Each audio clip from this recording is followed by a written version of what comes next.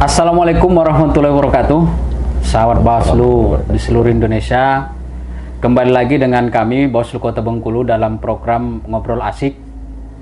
Hari ini kita akan membahas terkait dengan sinergi KPU dan Bawaslu terhadap pemutahiran data pilih. Selaku hostnya saya Ahmad Maskuri, Koordinator Divisi Penanganan Pelanggaran Bawaslu Kota Bengkulu. Kita akan berbicara tentang pemutahiran data pilih bersama dengan Panglimanya, Bapak Alpin Samsen. Gimana kabarnya Pak? Sehat? Alhamdulillah sehat. Beliau ini merupakan Ketua Divisi Perencanaan Data dan Informasi KPU Provinsi Bengkulu.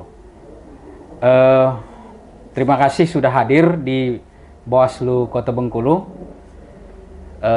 Kalau kami mau mengundang itu namanya teman ngobrol Pak. Jadi ngobrol, ya. Kita akan membahas bagaimana sinergi KPU dan Bawaslu terhadap pemutahiran data pilih. Nah, kita tahu kan pemilu 2029 masih lama. Kenapa pemutahiran data pilih ini mulai dilakukan dari tahun-tahun ini sampai dengan tahun 2029? Baik, mungkin saya panggil Mas atau Bung nih. Ya, boleh. Enak ya. Yang mana enaknya aja. Ya, enak ya. Baik, Mas Ahmad. Sebelumnya saya perkenalkan dulu. Nama saya Alpin Samsen.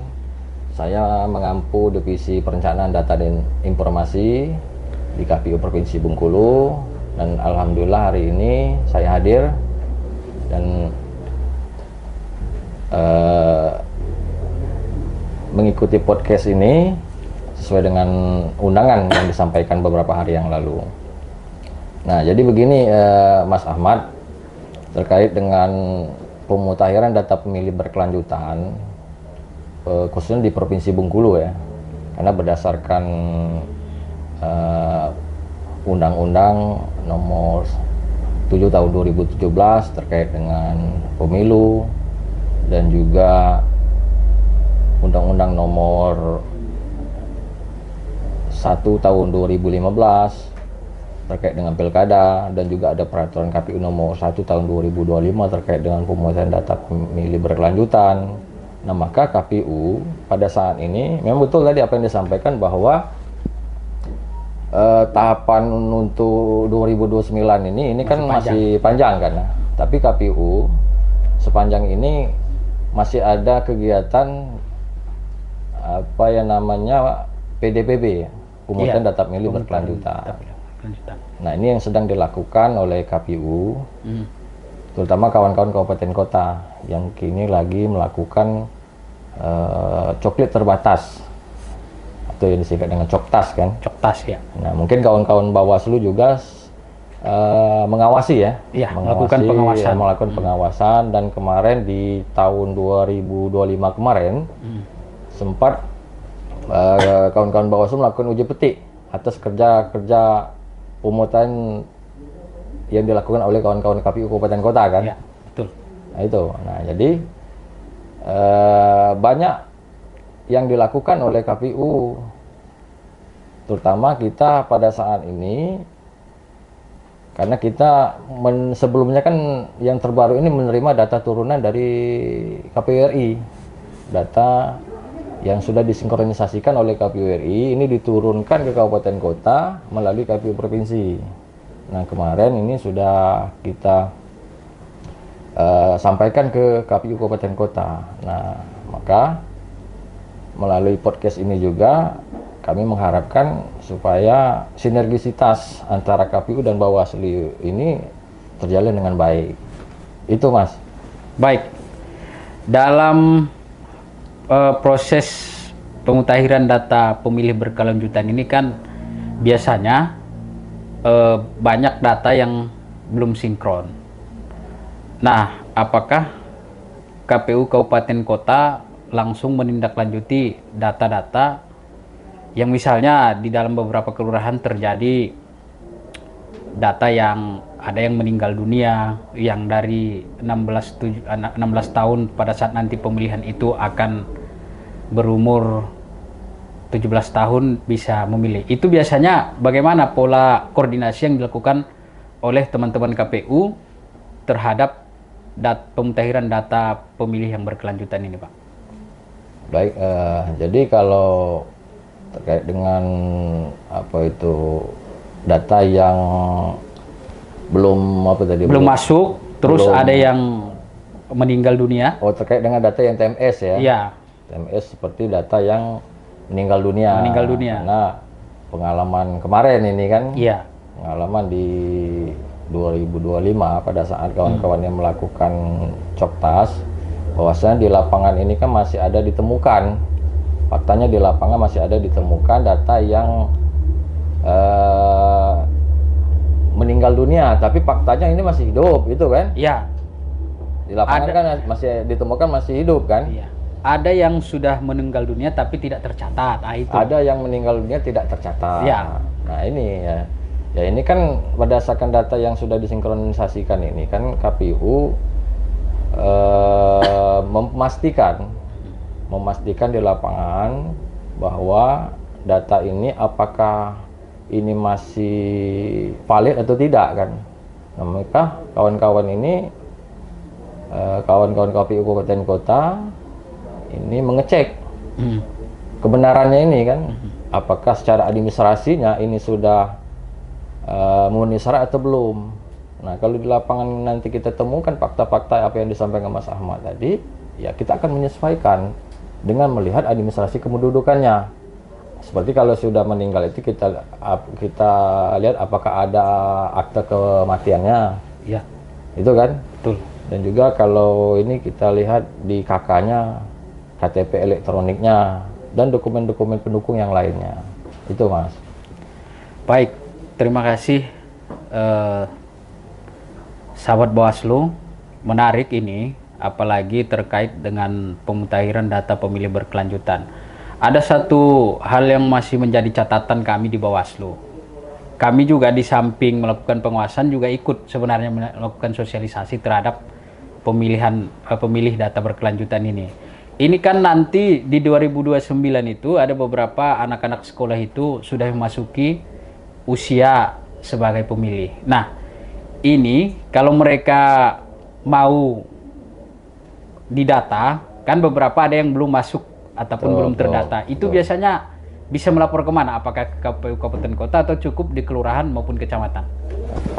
Jadi memang betul bahwasanya ini kan pemilih baru ya. Iya, pemilih baru ini. yang sebelumnya ini belum memenuhi syarat sebagai pemilih. Belum memenuhi Nah, syarat ini sebagai pada pemilih. pemilu ke depan ini ada potensi untuk dia memilih ya. Iya, ada yang kan kakaknya pindah, misalnya kan terpengaruh oleh zona sekolah itu, orang tuanya pindah ke kota begitu. Jadi dia masih terdata di kabupaten asalnya, belum ke kabupaten yang pindahannya. Itu dia melapor kemana, Pak? Nah, jadi kalau ada kasus seperti itu, ini kan memang terkait dengan ini satu dulu kita jawab dulu yang terkait dengan pemilih baru dulu Ya, ya. pemilih baru dulu. ini kan kita berkoordinasi dengan Dinas Pendidikan ya. Ya. Dinas Pendidikan untuk mendapatkan data bahwasanya khususnya di Provinsi Bengkulu ini kan kita nanti berkoordinasi juga dengan Dinas Dukcapil dan juga dengan kawan-kawan Bawaslu.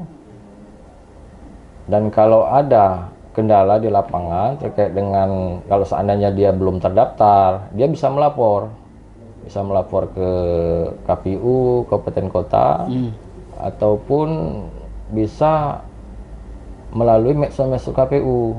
Oh, media sosial ya? Media sosial KPU ya untuk mengisi link yang sudah disiapkan. Nah, di situ ada form permohonannya. Kalau seandainya dia ini memenuhi syarat, ya maka ya kita data kita masukkan ke dalam daftar pemilih. Baik. Kalau untuk data ini kan biasanya masih ditemukan persoalan-persoalan di lapangan. Nah, pesan kita ini untuk masyarakat misalnya ada yang keluarganya berduka, terus ada yang pindah, itu sebaiknya segera ke kelurahan ataupun perlu juga untuk melapor ke KPU untuk didata sebagai pemilih. Yang Data dari masyarakat ini, ada laporan. ya ada laporan. Kan pengawasan yang kita lakukan juga kan terkadang data di kelurahan itu juga tidak maksimal. Apakah kita menyampaikan masyarakat untuk segera langsung ke KPU atau memang dia cukup ke kelurahan? Misalnya ada keluarganya yang meninggal, ada keluarga yang sudah pindah begitu. Oh ya. Tetapi masih terdaftar di DPT dia. Tadi PT ya. Ya itu tadi ya, kalau terkait yang pindah domisili, kalau ada yang melakukan perubahan elemen data di administrasi kependudukannya, Iya. ya maka dia ya sebaiknya melapor kan, melapor ke perangkat KPU, bisa ke kantor ataupun melalui ini tadi, melalui media sosial KPU, Oh, langsung link ke KPU, medsos yang ada di link di dan KPU juga provinsi, bisa dibantu oleh kawan-kawan pengawas juga, Bawaslu. Ya. Nanti Biasanya memang kita arahkan nanti demikian. kan Bawaslu bisa menyampaikan kalau memang ditemukan fakta di lapangan itu masih ada yang secara ini memenuhi tapi belum terdaftar di daftar pemilih kan itu. Iya, Nah, Bawaslu bisa menyampaikan atau misalnya sudah meninggal dunia atau sudah pindah bisa diperbaharui ya. bisa. Itulah tujuan dari PDPB ini ya, itu untuk memperbarui. Kita lakukan pemutakhiran data pemilih secara berkala, secara terus-menerus dengan mempedomani regulasi yang ada dan pendekatannya kita secara de jure, dokumen pendudukan. Kalau dia ini dari sisi persyaratan sudah lengkap, dibuktikan dengan dokumen kependudukannya, maka ini Bisa diakomodir. proses bisa kita akomodir Iya. dalam daftar pemilih. Pak Alvin, tadi kita sudah ngobrol terkait dengan pemutakhiran data berkelanjutan. Iya. Nah, hari ini kita tahu pasca keputusan Presiden terkait efisiensi anggaran. Iya. Nah, ini kan kerja-kerja yang membutuhkan tindak lanjut di lapangan. Bagaimana strategi yang dilakukan oleh KPU provinsi maupun kabupaten kota dalam rangka pemutakhiran data pemilih berkelanjutan ini? Apakah tetap ke lapangan seperti biasa atau ada modifikasi yang lain? Ya, baik Mas Ahmad, memang pasca ini instruksi Presiden ya terkait dengan efisiensi, memang apa itu? Tapi bukan berarti dengan efisiensi ini kerja KPU berimbas kepada kinerja KPU, ya kan itu. Nah, jadi KPU dengan efisiensi anggaran yang memang ada pengurangan alokasi anggaran, anggaran pasti akan berkurang. Tapi kan tidak mengurangi semangat kawan-kawan KPU untuk melakukan pemungutan data pemilih berkelanjutan. Nah, maka ada beberapa strategi yang dilakukan oleh KPU dengan terbatasnya anggaran. Itu tadi coklit terbatas yang dilakukan ini, ya kita bisa berkoordinasi dengan stakeholder terkait dan juga dengan pemerintahan, baik itu dengan lurah, camat, RT RW, dan juga kami mengharapkan ada peran dari kawan-kawan Bawaslu juga. Kalau seandainya ini belum terjangkau oleh kawan-kawan KPU terkait dengan pendataan mata pilih ini, ya kami mengharapkan kawan-kawan Bawaslu bisa mendukung di dalam proses pemungutan data pemilih berkelanjutan ini. Iya, pada prinsipnya memang sudah kewajiban penyelenggara untuk bersinergi. Kami juga di Bawaslu Kota ya turun langsung, yaitu tadi tetap melakukan kerja-kerja kelembagaan meskipun dalam suasana efisiensi anggaran. Baik. Nah, kalau berbicara perencanaan data pemilih berkelanjutan ini kan cukup kompleks. Tetap data kependudukan yang menjadi acuannya, Pak. Iya, iya, iya. Nah, ini apa namanya?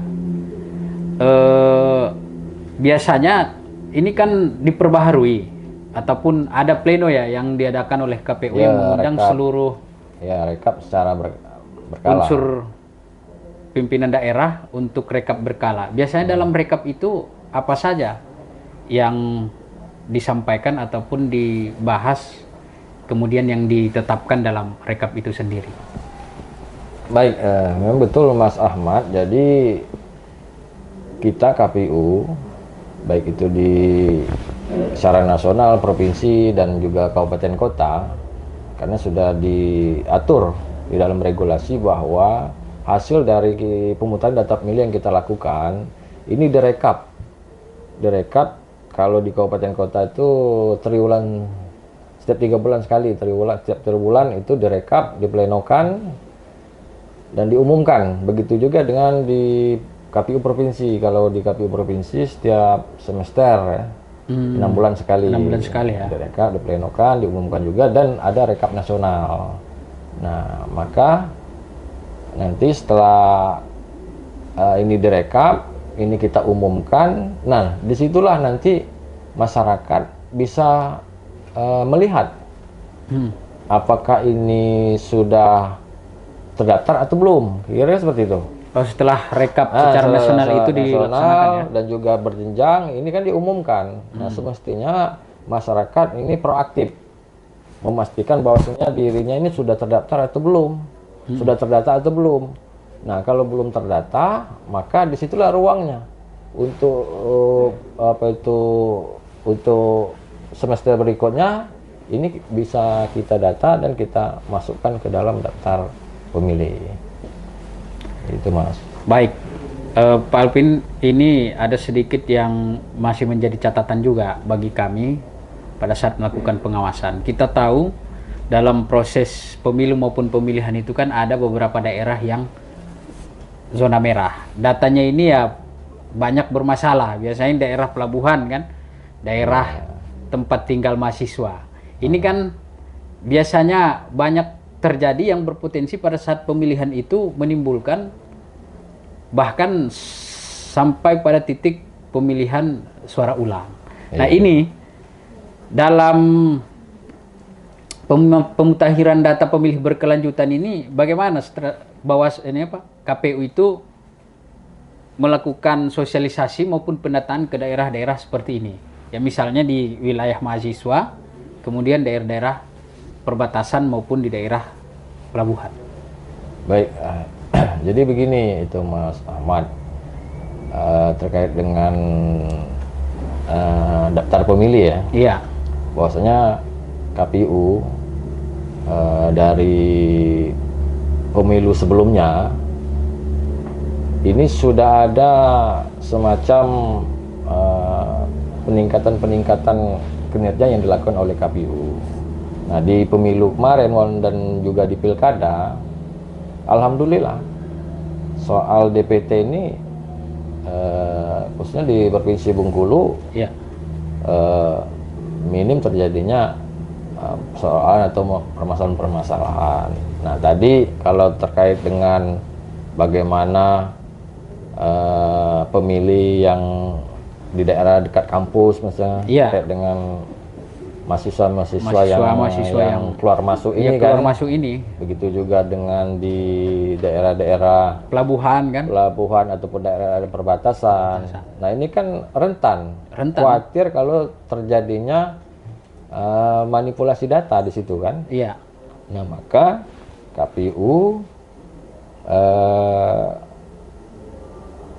melalui tugas dan kewenangannya ini kita pastikan data yang sudah kita coklit atau data yang sudah kita tetapkan nanti sebagai daftar pemilih ini memang betul data yang akurat, data yang mutakhir, valid, dan bisa dipertanggungjawabkan. Jadi itu Mas. Jadi mudah-mudahan ke depan persoalan terkait dengan DPT ataupun daftar pemilih ini tidak terjadi. Tidak terjadi. Artinya memang sumber data yang digunakan itu benar-benar valid. Iya, betul. Bersumber dari baik itu kelurahan ya secara berjenjang lah. Secara berjenjang ya memang begitu. Jadi harus ketat. Termasuk yang di lapas juga kan? Termasuk yang di lapas itu kan. Jadi ya itu juga kawan-kawan Bawaslu juga untuk lebih meningkatkan lagi pengawasannya kan. Kalau seandainya ada temuan ataupun yang didapat atau informasi yang didapat dari kawan-kawan Bawaslu untuk segera disampaikan kepada KPU, dan data atau informasi yang didapat itu bisa kita pastikan apakah benar atau tidak dengan melakukan verifikasi langsung ke lokasi dan kita cocokkan dengan dokumen pendukung yang ada dari itu. Artinya memang sudah paripurna lah pada saat dilakukan pemutahiran data pemilih ini benar-benar valid dan bisa dipertanggungjawabkan. Ya. Baik, sahabat Bawaslu, ngobrol asik pemilu demokrasi pada pagi hari ini cukup menarik dan bagian penting dari proses pemilu ke depan. Mungkin ada yang perlu disampaikan kepada masyarakat sekalian, apalagi ini kan terkait dengan data, Pak Alvin. Yeah. Jadi mungkin bisa disampaikan apa saja ataupun bagaimana nanti masyarakat bisa melakukan langkah-langkah ketika dia belum terdaftar atau memang ada data yang diperbaharui. Mungkin bisa disampaikan kepada sahabat Bawaslu dan masyarakat sekalian. Ya, baik, untuk masyarakat, khususnya masyarakat Provinsi Bengkulu, jadi KPU kini sedang melakukan pemungutan data pemilih berkelanjutan, memperbaharui data-data pemilih, dan juga menerima kalau seandainya ada data yang memang selama ini belum masuk di daftar pemilih, ya, nanti akan kita cek, kita pastikan dokumennya sudah lengkap, maka ini akan kita data dan kita update kembali kan. Nah, jadi masyarakat Provinsi Bengkulu bisa mengecek apakah dia sudah terdaftar atau belum di situs cek DPT online. Nah, sudah cek DPT online kpu.go.id. Nah, itu bisa dicek nanti apakah dia ini sudah terdaftar atau belum.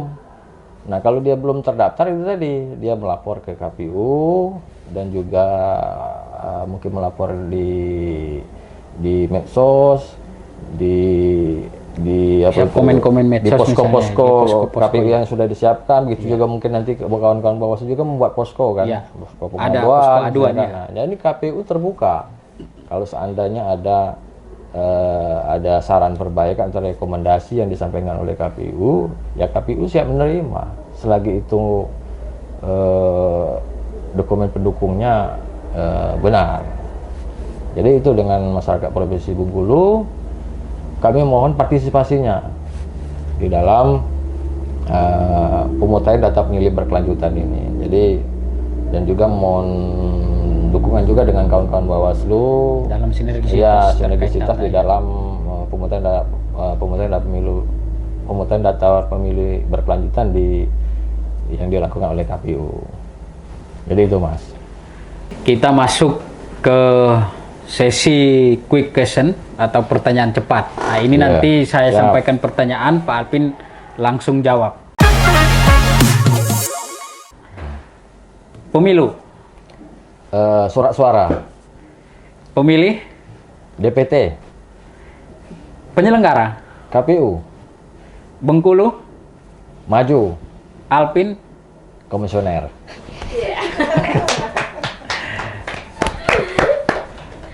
Barangkali ada yang mau ditambah, Pak Alvin, ini misalnya terkait pemilu ke depan. Baik, Mas Ahmad, sebelum mengakhiri podcast ini, sekali lagi saya mengucapkan terima kasih dan harapan kita ke depan Ya itu tadi, kami KPU mengharapkan partisipasi dari masyarakat Provinsi Bengkulu untuk menyukseskan pemilu dan pilkada ke depannya, dan dipastikan sudah terdaftar atau belum, dan kalau memang belum terdaftar silakan melapor ke KPU, dan juga mungkin melalui medsos ataupun laman KPU yang sudah disiapkan oleh KPU sesuai tingkatan. Ya mudah-mudahan kalau DPT-nya sudah akurat, sudah valid, insya Allah pemilihan kepala daerah di Provinsi Bengkulu sukses dan aman. Baik, sekali lagi terima kasih Pak Alpin sudah hadir di Bawaslu Kota Bengkulu. Sahabat Bawaslu, ngobrol asik pemilu dan demokrasi, bagian penting dari proses pemilu salah satunya data. Dari data, harapannya kita mewujudkan pemilu yang bebas, jujur, adil, dan demokratis. Terima kasih. Assalamualaikum warahmatullahi wabarakatuh.